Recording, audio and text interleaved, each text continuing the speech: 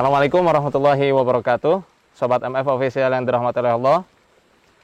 Kembali lagi di segmen menyingkap tabir misteri. Setelah sekian lama kita tidak eksplor, ya.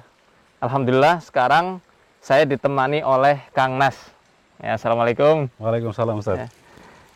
Sekarang kita ini lagi di mana ini, Kang? Ini kita lagi di situs Kali Mambu Wadon, Dusun Kalibacin, Desa Mandirancan, Kecamatan Kebasen, Kabupaten Banyumas. Kali ini Mambu Wadon. Ya, karena air yang keluar itu memang bau, makanya nama sungainya adalah Sungai Kali Mambu, nama dusunnya itu adalah Kalibacin. Kalibacin. Kalibacin. Bacin itu kalau bahasa Banyumas di Indonesia kan busuk lah ya. Ya, busuk. Kenapa dinamai Kalibacin terus dinamai Kali Mambu Wadon, itu ada sejarahnya, Mbak? Iya, jadi kalau sejarahnya mungkin karena ini mata air yang sudah mungkin ratusan tahun, hampir semua warga desa sini itu sudah pernah merasakan mandi di sini, termasuk saya, karena air di sini itu dipercaya untuk menyembuhkan penyakit kulit, untuk menghaluskan kulit dan menjaga agar kulit awet muda. Disebut Kali Mambu itu karena memang mata air itu berbau. Nah, baunya busuk, makanya disebut Kalibacin. Nah, ternyata selain kali ini berkhasiat ya untuk mengobati penyakit kulit, ya, ternyata ada juga mitos-mitos yang tersebar, mitos khurafat tahayul yang memang tersebar di kalangan warga desa sini. Kira-kira apa itu, Pak? Ya, salah satu yang dipercaya oleh masyarakat adalah konon di sini tersimpan mahkota Mataram kuno. Jadi bagi mereka yang ingin punya jabatan, ingin memiliki jabatan itu, mereka bertapa di sini. Entah bertapanya dengan cara apa, tapi intinya tiap malam-malam keramat ada orang yang datang ke sini untuk meminta berkah dari si mahkota Mataram itu. Terus dipercaya juga bahwa di sini itu mata air ini dijaga oleh dua orang putri. Beberapa orang katanya pernah melihat ketika mandi di sini, karena di beberapa malam keramat itu juga air pancuran ini untuk mereka mandi di pancuran. Dan mereka selalu meninggalkan kembang sebagai mungkin bukti kehadiran mereka. Biasanya nih, Pak, kalau untuk sesaji ya, itu bentuknya apa aja? Ini kan kita lihat ada kembang itu ya. Ya, sesaji itu karena saya tiap sore ke sini yang sering saya temukan ya pasti ada kemenyan, terus ada kembang telon, terus ada minyak angin, dan terus ada uang. Beberapa saya temukan juga pisang raja dan juga kelapa muda. Maknanya apa juga mungkin saya belum pelajari itu, kenapa kok beda-beda yang dibawa. Tapi beberapa kali juga saya menemukan ada rokok, terus ada kopi. Kopi. Ada kopi. Nah, untuk penunggu ya yang mungkin dianggap bau rekso di tempat ini, menurut warga sekitar itu apa sih dan bagaimana? Itu katanya sosok dua orang putri raja yang memang diberi tugas untuk menjaga mahkota Mataram itu. Ada enggak cerita yang habis dari sini memang betul-betul jabatannya itu bisa digapai, karirnya bisa melejit? Nah, saya belum pernah dengar, tapi beberapa orang yang katanya ingin mengambil bentuk mahkota itu justru kemudian malah meninggal. Jadi mereka datang ke sini dengan entah cara apa mengambil si benda itu malah kemudian meninggal. Jadi menurut warga, hampir di setiap mata air itu kan zaman dulu selalu ada juru kuncinya. Karena kearifan lokal masyarakat Jawa itu memang setiap mata air itu adalah sumber kehidupan. Jadi harus ada yang merawat, harus ada yang menjaga. Nah, terakhir konon ada penunggu, maksudnya ada penjaganya, juru kunci itu tahun 60. Jadi sejak tahun 60 sampai 2020 itu situs ini menjadi tidak terawat. Nah, ini saya bikin terawat lagi. Dulu jalan masuk ke sana itu semak belukar seperti yang atas. Untuk masuk ke sini sulit sekali. Akhirnya saya kepikir bahwa Kali Mambu ini tidak ada airnya karena dari atas sudah tidak ada air. Jadi air yang mengalir di Kali Mambu itu adalah sumbernya dari mata air Kali Mambu. Makanya saya ingin menyelamatkan ini sebagai sumber mata air yang setelah nanti disaring itu menjadi bisa dinikmati, bisa dikonsumsi. Itu yang pertama, saya menjaga mata air. Terus yang kedua, tentang tadi yang orang-orang meyakini bahwa ini bisa untuk menyembuhkan penyakit kulit, terus menghaluskan kulit agar awet muda. Saya melihat bahwa karena di sini itu ada sumber sulfur, karena gunung ini dulu adalah gunung purba. 40 meter di bawah permukaan tanah katanya ada sungai besar. Nah, sungai besar itu mungkin bekas dari gunung purba yang ketika keluar air ke atas itu membawa belerang mati yang ada di bawah. Akhirnya belerang mati yang sudah dingin itu bentuknya putih. Nah, belerang itu yang menjadi sulfur yang itu mungkin bercampur dengan air itu bisa menjaga badan agar tetap kulitnya halus dan juga bisa mengobati penyakit kulit. Jadi karena khasiat dari belerang putih ini. Masya Allah. Ternyata banyak sekali ya hal-hal yang dihubung-hubungkan dengan sesuatu yang sifatnya itu khurafat, sifatnya takhoyul, sehingga hal itu justru malah membahayakan akidah Islamiyah kita. Sulfur dianggap ada 2 putri yang menunggu mahkota Mataram yang ditanam di sini ya. Dan ya hal itulah yang menjadikan akhirnya jin di Indonesia, khususnya di tanah Jawa ini, mereka banyak yang GR, banyak yang pede. Wah, aku di sini nih, di Nusantara ini ternyata banyak ditakuti oleh manusia-manusia, banyak dipercaya, banyak diagung-agungkan, dan hal itulah yang akhirnya menjadikan masyarakat kita itu mudah sekali untuk diganggu oleh bangsa jin. Ya. Satu lagi, pada waktu zaman Orde Baru masih ada Porkas, masih ada Togel, masih ada SDSB. Ini ramai untuk mencari nomor. Jadi sini ramai untuk orang-orang pada tidur di sini mencari wangsit untuk mendapatkan nomor Togel. Masya Allah, subhanallah, nomor Togel. Udah judi mintanya ke setan loh. Setannya seneng banget itu.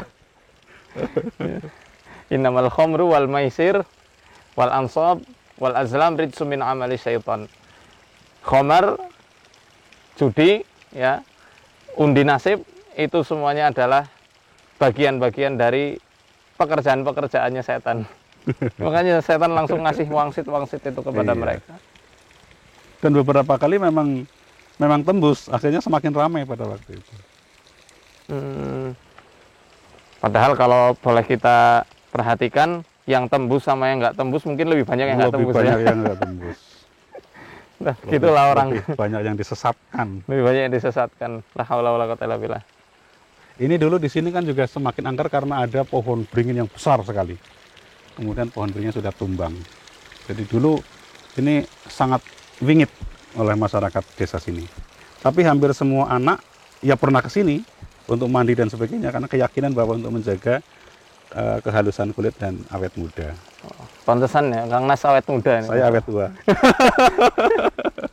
Kalau beringin nih, ada nggak mungkin dalam mitologi Jawa pohon beringin itu kenapa kok setiap tempat yang ditumbuhi pohon beringin itu dianggap wingit atau angker? Iya, kenapa ya? Saya malah ingin bertanya sama Ustadz karena sepengetahuan saya pohon beringin itu kalau di khasanah Jawa itu justru ditanam di alun-alun sebagai bukti itu adalah tanda kekuasaan Jayandaru dan Dewandaru. Jadi tanda kekuasaan raja itu ada di besarnya kejayaan dan kedewaannya itu. Tapi kenapa malah jadi di tempat keramat itu ditanam? Mungkin karena dianggap pohon yang jaya, dewa itu ya, itu ya. Dewandaru itu ya. Ya wallahu a'lam, itu perlu kita kaji lagi mungkin. Perlu kita kaji. Nah ini. Tapi sebetulnya kalau khasanahnya di kekuasaan itu Itu sebagai lambang bahwa seorang pemimpin itu harus bisa mengayomi rakyatnya, menjadi tempat berlindung. Itu simbol wringin dalam khasanah tata letak kerajaan Jawa. Bisa jadi itu karena jin yang disembah-sembah, dikasih sesajen, dianggap sebagai danyang gitu ya. Begitu ya, iya. Wallahu a'lam bishawab. Ya, ingat selalu apa yang Allah firmankan dalam surat Al-Jin ayat 6. Wa annahu kana rijalun minal insi ya'uduna birijalin minal jinni fazaduhum rahaqa. Bahwasanya dulu ada seorang laki-laki dari bangsa manusia yang minta perlindungan pada laki-laki dari bangsa jin atau seseorang dari bangsa jin, maka akan ditambah kesesatan bagi mereka. Rohako seperti yang sering kita sampaikan, itu akan ditambah ketakutannya, ditambah terornya, dan ditambah kepanikan kalau misal nggak diberi sesaji lagi. Makanya jangan sekali-kali lah beri sesaji seperti itu. Ya, itu nanti mohon izin saya. Ya, kita buang ya. Kita buang, kita larung. Larung sisan. Oh iya Kang Nas. Ya. Selaku warga asli sini, Ya. Kira-kira Kang Nas setuju nggak sih dengan ritual-ritual semacam ini? Justru sebetulnya saya ingin membersihkan ritual-ritual semacam itu. Saya kembalikan ke kemanfaatan alam bahwa air adalah sumber kehidupan. Karena konon menurut kesehatan kan manusia bisa hidup tanpa makan selama 7 hari. Tapi manusia tidak bisa hidup tanpa minum selama 3 hari. Nah, sementara kalau penelitian mengatakan bahwa 40 tahun lagi air akan berkurang sangat banyak di bumi, nah saya menjaga agar air itu tidak sampai habis. Masa. Jadi nggak hanya belerang ya? Ya. Masya Allah. Dan orang-orang sini juga terbiasa minum langsung, itu terbiasa sebenarnya. Jadi orang-orang yang bacok pohon pinus, terus ramban, ngarit, itu cari rumput, ya minumnya di sini. Kan mereka nggak mungkin itu bawa bekal itu. Dan orang yang memberikan sesaji seperti ini sudah ngotori lingkungan, Ya. ngotori akidah ya. Ngotori akidah. Langsung aja. Oke, monggo. Sana nggak ada lagi Mas? Monggo. Biasanya itu banyak, itu cuma satu, berarti mungkin bukan malam yang dianggap keramat. Ada uangnya nggak di situ?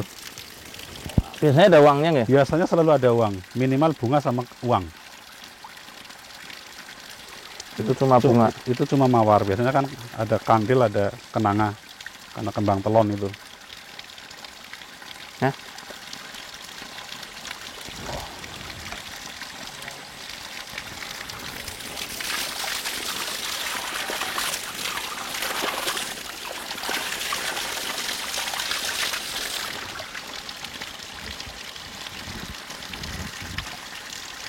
Nggak ada lagi ya? Nggak ada. Biasanya itu numpuk di sini. Numpuk di sini, tak buang ke sana. Tak bakar. Sebetulnya saya punya pandangan begini. Tempat keramat itu adalah tempat yang penuh karomah. Sayangnya orang-orang yang paham agama itu tidak ngopeni itu sehingga bisa difungsikan sebagaimana mestinya. Yang ngopeni itu adalah orang-orang yang tidak kenal Islam, akhirnya diselewengkan karomah itu. Kalau ini orang yang paham agama yang ngopeni, mungkin ini menjadi sumber mata air yang kemudian bisa bermanfaat kepada rakyat di wilayah kaki hutan. Tapi karena tidak diopeni oleh yang paham agama, akhirnya tempat-tempat keramat menjadi tempat-tempat maksiat. Nah, kesimpulannya, jangan mudah menganggap sesuatu itu adalah ulah dari bangsa jin atau keajaiban yang diberikan oleh para setan, oleh para jin atau para roh-roh yang dianggap suci. Ya. Dan ingatlah, untuk menggapai suatu keamanan serta kemakmuran di suatu perkampungan atau di suatu negeri, maka syarat yang paling utama adalah dengan menjaga keimanan dan menjaga kebersihan tauhid. Seperti yang Allah firmankan dalam surat Al-An'am ayat 82. Alladzina amanu wa lam yalbisu imanahum bidzulmin ulaika lahumul amnu wa hum muhtadun. Ya, yakni orang-orang yang beriman dan tidak mencampur adukan keimanannya dengan kezaliman, yang dimaksud adalah kesyirikan sedikit pun, ya, maka bagi mereka jaminan keamanan dari Allah Azza wa Jalla dan mereka akan diberi petunjuk dalam hidupnya. Ya. Petunjuk ini banyak tafsirannya, baik petunjuk untuk mendapatkan rezeki, petunjuk untuk mendapatkan kesembuhan, petunjuk untuk menjadi masyarakat yang betul-betul diridhoi dan dikucuri rahmat dari Allah Azza wa Jalla. Maka kuncinya adalah satu, jaga keimanan, jaga tauhid, dan jaga akidah Islamiyah kita. Wallahu a'lam shawab. Arsadani Allah wa iyyakum. Assalamualaikum warahmatullahi wabarakatuh. Waalaikumsalam warahmatullahi wabarakatuh.